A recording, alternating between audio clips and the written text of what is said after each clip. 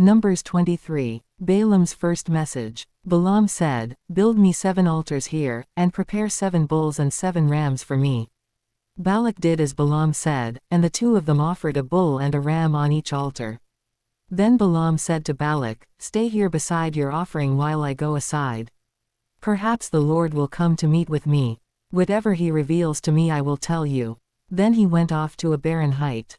God met with him, and Balaam said, "I have prepared 7 altars, and on each altar I have offered a bull and a ram." The Lord put a word in Balaam's mouth and said, "Go back to Balak and give him this word." So he went back to him and found him standing beside his offering, with all the Moabite officials.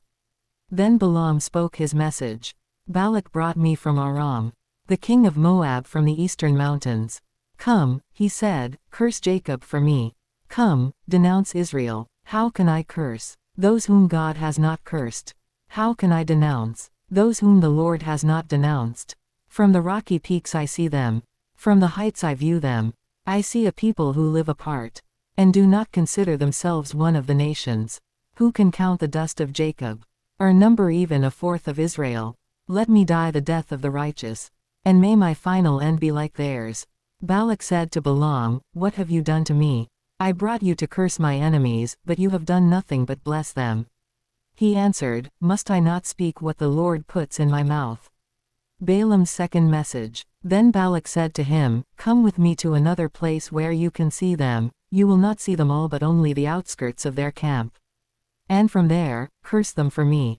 So he took him to the field of Zophim on the top of Pisgah, and there he built 7 altars and offered a bull and a ram on each altar. Balaam said to Balak, "Stay here beside your offering while I meet with him over there." The Lord met with Balaam and put a word in his mouth and said, "Go back to Balak and give him this word." So he went to him and found him standing beside his offering, with the Moabite officials. Balak asked him, "What did the Lord say?" Then he spoke his message. "Arise, Balak, and listen. Hear me, son of Zippor. God is not human, that he should lie. Not a human being, that he should change his mind. Does he speak and then not act? Does he promise and not fulfill? I have received a command to bless. He has blessed, and I cannot change it. No misfortune is seen in Jacob. No misery observed in Israel. The Lord their God is with them. The shout of the king is among them. God brought them out of Egypt. They have the strength of a wild ox.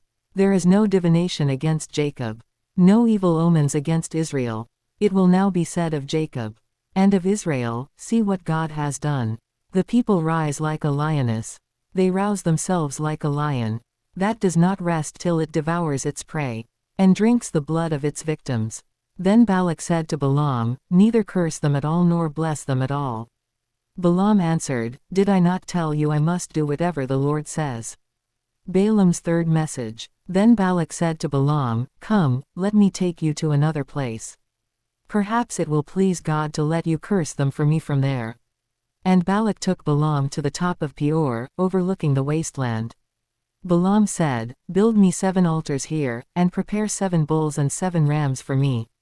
Balak did as Balaam had said, and offered a bull and a ram on each altar.